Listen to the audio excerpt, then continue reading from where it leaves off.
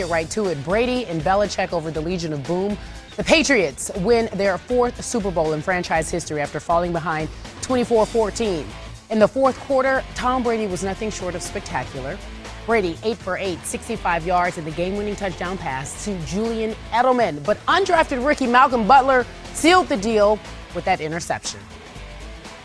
In practice, the scout team ran that same play, and I got beat on it, and Bill told me, you got to be on that. And at that time, memorization came through, and I just jumped the route, and I just made a play, and just do your job. Do it the best way you can, and I just did my job. We've been on the other end of this twice now, and being ahead late and not being able to make the plays to win. And, this time we made the play to win, so it's just awesome. I mean, what an experience. A lot of mental toughness by our team, a lot of physical toughness. We played against a phenomenal defense, and, we just ultimately made enough plays. We made a couple crappy plays, I certainly did, but, we made enough plays to win.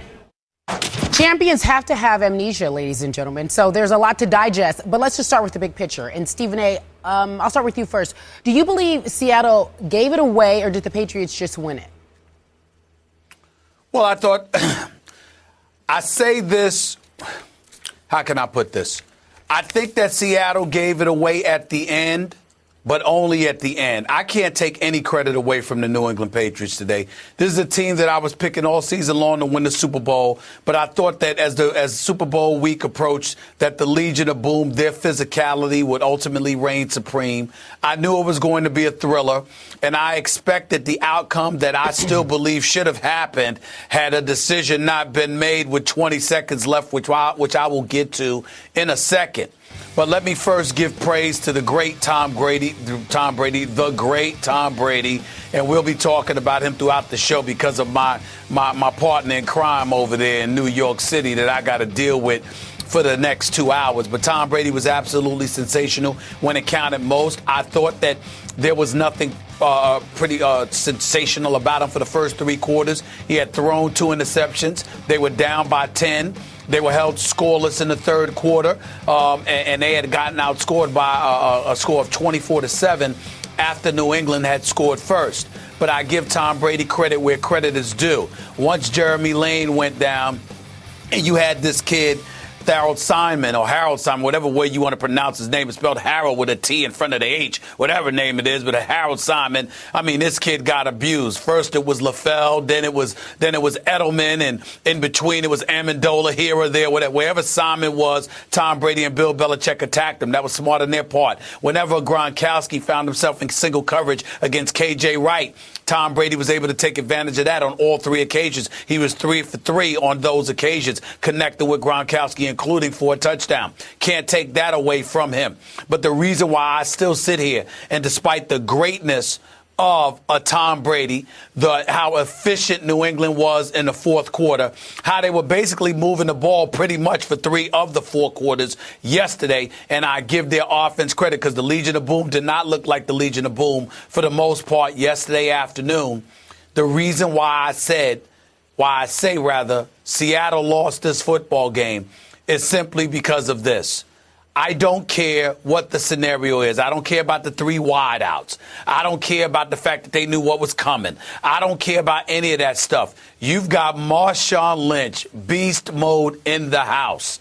You must give him the football. You cannot sit there and call a pass play from the 1-yard line with 20 seconds left with a timeout and not give this man the football. You simply can't do that. Not only that, if you're not going to give him a football, use him as a decoy with the read option, with a bootleg for Russell Wilson, who only ran the ball 3 times yesterday, for crying out loud. You've got to do something like that. What you don't do is call a pass play in that situation with the game on the line like that in that kind of crowd. Obviously, Browner did an incredible job of jamming, I think it was Kurtz, at the goal line, which enabled Butler to come in and step in front of Lockett for the interception. There's a bevy of things you could have done.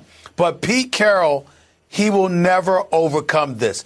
This will be attached to his legacy for years and years to come. you got rid of Percy Harvin and Golden Tate because this is your identity. And he went against his identity and did not give Marshawn Lynch the football. And that is why the Seattle Seahawks are not sitting here today as Super Bowl champions. It cost them a world championship. It's that simple. But New England deserves a lot of credit. And Tom Brady was sensational. I can't say it enough. You mad, bro? Not at all. I'm good. Not at all? No. I heard a lot of good things about the New England Patriots. Okay, but, I did not hear Stephen A. Smith apologize to Tom Brady for predicting on Friday that Tom Brady would get his chest caved in by the Legion of Boom before this game was over. Would you go that far if I hold your feet to the fire? Go ahead. Skip, he got some wood put on them throughout the game, though, Skip. I mean, they were. Michael Bennett was all over the place. He was dominating New England's offensive line, and they did put some wood on Tom Brady. But ultimately, in the end, your secondary's got to show up, too, and they were able to take advantage. Jeremy Lane goes out. Simon is in there. K.J. Wright got exposed by Gronk. Stephen A. Smith, I was trying to tell you all year long, Tom Brady is still the greatest quarterback in pro football today. He's greater than Aaron Rodgers. He's greater than Peyton Manning. He's definitely greater than Tony Romo. And last night, as I predicted, he won Super Bowl MVP with his greatest performance ever. I'm going to take zero credit away from Tom Brady, who played the greatest fourth quarter of his career, a QBR of 97 in the fourth quarter against one of the greatest defenses of all time in Seattle's defense. And I'm going to take nothing away from New England's defense, which held the Seattle Seahawks without a point in their last 4 possessions. That's 4 possessions, 0 points. And Seattle didn't score from about the 4:54 mark of the third quarter through the end of the game. That's how New England won this game. Now, back to the original question. Did Seattle blow this game? I'm going to give you this much. Do I think that Marshawn Lynch probably would have scored if they'd handed it to him 1 or 2 more times? I'll give you probably. I will not give you definitely. As great as beast mode is, against that goal line defense, you never know what might have happened. But here is the point.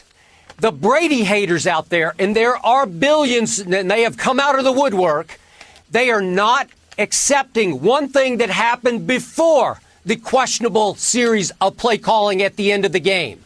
Do you realize how lucky the Seattle Seahawks were, Stephen A., to even be in position? Do you realize that David Tyree happened all over again in that same Phoenix Stadium in which Tom Brady was robbed of his 4th Super Bowl 8 years ago by the luckiest catch in Super Bowl history, the helmet catch from Eli by David Tyree against Rodney Harrison? I thought it was happening all over again. I had tweeted, it's time to exercise the Tyree demons in this stadium with one great play. And what happens? Javon Curse, the ball's coming down, and some unknown, undrafted rookie, this kid named Malcolm Butler, makes a great play on Curse. This is 2 plays before the last play of the game.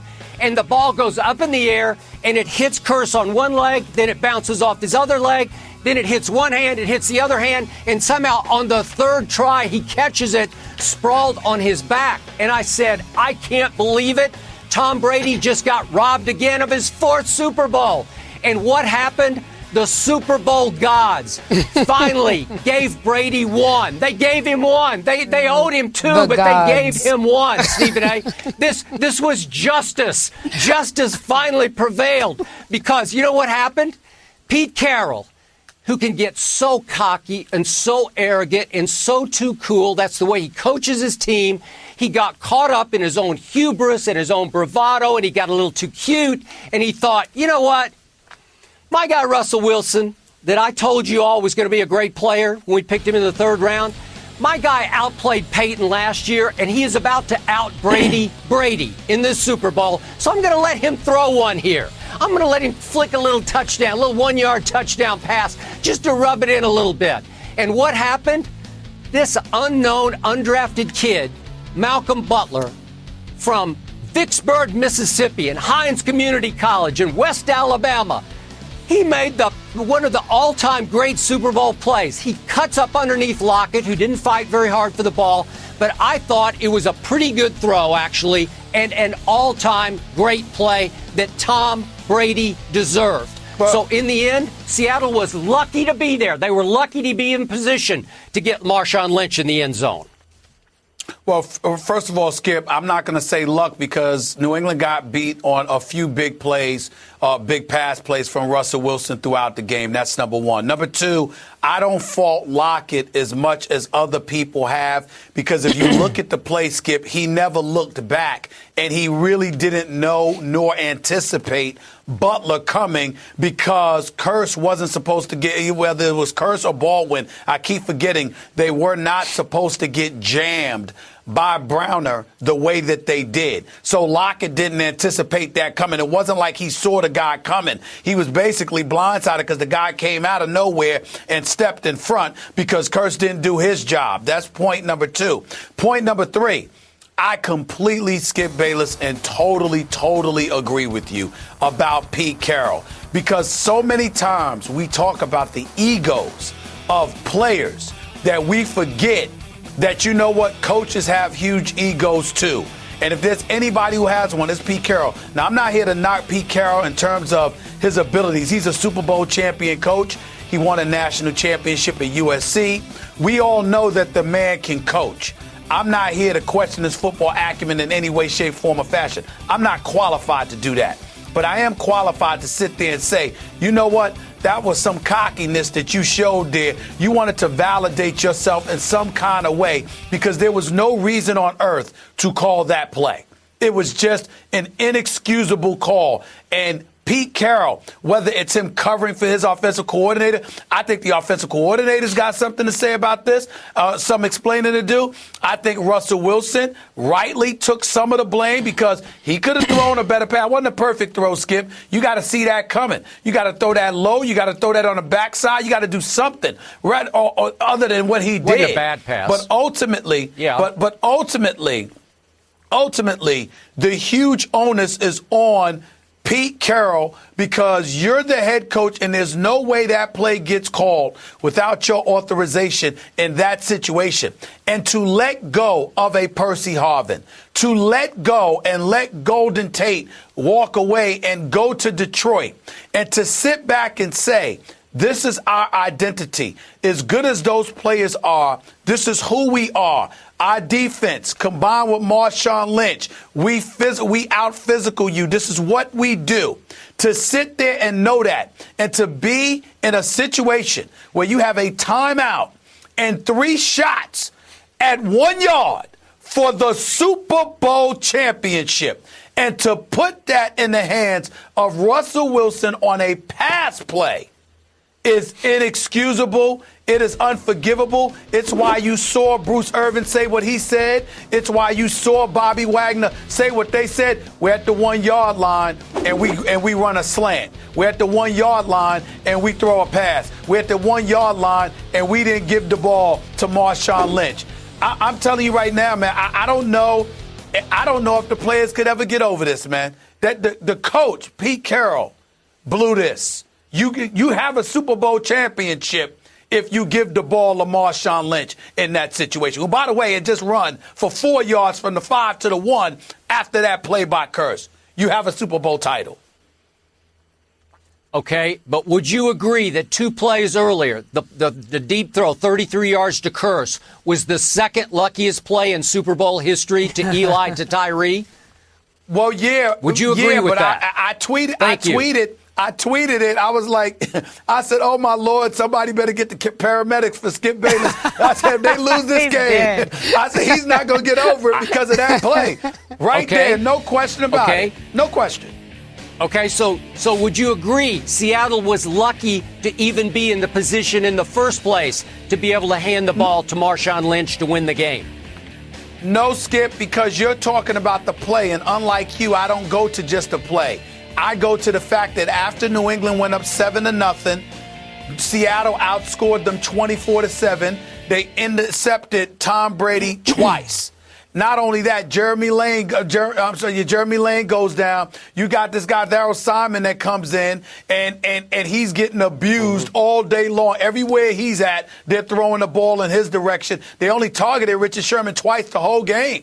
Okay, so I'm looking at all of those things and how Seattle was in position to win this game. Legion of Boom, different story. We'll talk about that a little bit later on the show because you did have a 10-point lead in the fourth quarter, and you lost this game. But you didn't get there by luck. You got there because you outplayed New England for a chunk of time when you outscored them 24-7 during that span. That wasn't luck. Okay, do you realize that was the first time in the last 3 years, the 3 years of Seattle's greatness, that they have blown a 10-point lead through 3 quarters going into the fourth quarter? What does that tell you about Tom Brady? What that tells me about Tom Brady's greatness, I can't deny it. I can't deny it at all. I mean, he's one of the all-time greats. To me, we can revisit the discussion about where he actually ranks in light of his performance in the fourth quarter yesterday. I can't take anything away from that, brother. He's the real deal. I knew he was the real deal, but this is something special that he achieved yesterday. There's no question about that. Okay. But Pete Carroll still lost the Super Bowl. Okay. All right, but you're still saying big picture, Russell Wilson made some good throws, blah, blah, blah. Well, if I go big picture, yeah, Tom Brady took a couple of shots from Michael Bennett, a couple others. But do you realize that in the big picture, Tom Brady last night, without much of a running game, would they wind up with like 57 yards on 21 carries? 57 on 21. Tom Brady, against one of the best defenses of all times, threw for 328 yards and 4 touchdowns to 4 different receivers. Let's not lose sight of that. Let's not fixate. Well, okay, he threw the 2 picks. He also threw 50 times. He also capitalized. Yep. Again, KJ Wright had, how the hell are you in single coverage against Rob Gronkowski? You can't let that happen. They do it all the time. Chancellor was on a, I know, but it's just what they do. I understand that. I understand. I'm not taking. I understand the greatness. I'm just simply saying, let's put it in perspective. You threw 50 times. You had a rookie out there in this kid, in Darryl Simon, that got abused. You got K.J. Wright in single coverage against Gronkowski, which should have never happened. You got Cam Chancellor on a bum knee. You got Earl Thomas with the shoulder. You got all of this stuff going on. And then on top of it all, you still outscored them over a period of 21-7. Curse, even after that, once New England is coming back, Kurtz drops a pass in his hand that could have sealed the deal, all right? Then you've got another time when Lockett was tripped up over the middle by Butler. That never got called. That should have been a call there. That should have been a first down. So when you're talking about the punt, and the interception, those were 2 of the 4 possessions that Seattle should have had a first down and the chains should have been moved. So all I'm saying is this part of football. We understand it. Nobody's sitting here saying that Seattle got robbed. They lost the game. New England won it. But there were plenty of chances to win this game, and the most glaring one was the one that Pete Carroll had, and he blew it. And he's a great coach, and I don't want to take any respect away from him. But the reason why it's so paramount is because, Skip, I think the little mini brawl that you saw at the end of the game, I think that was a product of the players being so disgusted with their coach that they I can't believe he did this. I just cannot believe that we lost this game when you got Marshawn Lynch right there on the field with you 1 yard away. Forget the fact that it's 5 times in the past. He only had 1 touchdown. He accumulated -1 yards. Forget all of that. This is beast mode in the Super Bowl. Who was playing well? And he just rushed for 4 yards the previous play. And everybody was anticipating the run. You should, if nothing else, run a bootleg, quarterback sneak, read option to Russell Wilson. You're going to throw a pass? Okay. Unforgivable, Skip. Unforgivable. Okay. Unforgivable. Right. This is just, okay, I got to comment on what you said about the little mini brawl. To me, That was a product of some lack of class, sore losers that are the Seahawks. What was my number one reason that I told you Friday that after I had picked Seattle over New England in the preseason that I switched to the Patriots? I said, I just can't root for the Seahawks. I think there is a little bit of a lack of class. They like to talk. They like to point fingers. They are as full of themselves as their coach was full of himself last night.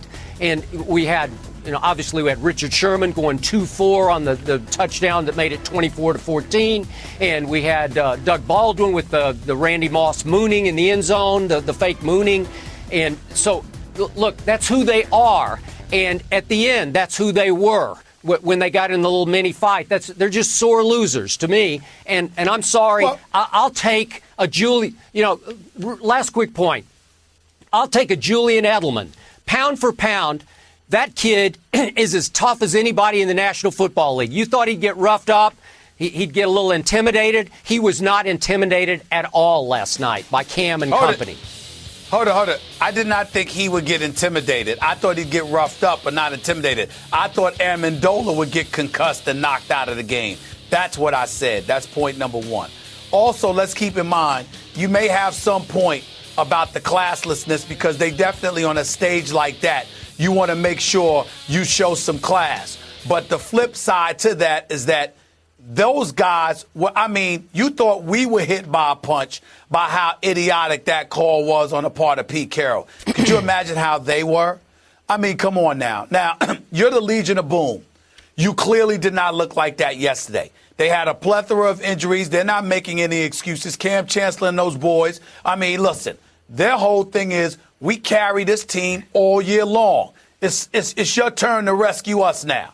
When you played against Green Bay, you made the mistakes, 4 turnovers. We kept Green Bay out of the end zone on 2 occasions in a goal line stand early in that NFC Championship game, which put them in a position to come to the rescue. Okay, now we need it. We went against Tom Brady. There's no shame in that. Skip's going to call him the greatest of the modern-day generation. Most of us are going to agree because now you've got 4 Super Bowl titles, 6 Super Bowl starts, tied Joe Montana not just with Super Bowl titles, but with touchdown passes in the Super Bowl and what have you. We know what Tom Brady is and what he can do. It has been cemented, solidified. There's no shame in the Legion of Boom giving up 300-plus yards to Tom Brady throwing 50 times. But in the end, that offense was in a position to come through, and they didn't do it.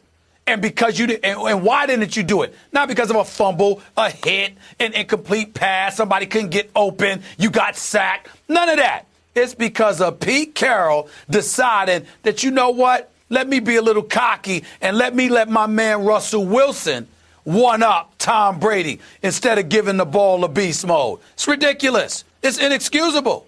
There's no way around this. He may never recover. His legacy will be attached to that play call in NFL lore. You can book it. We will never forget what Pete Carroll allowed to happen.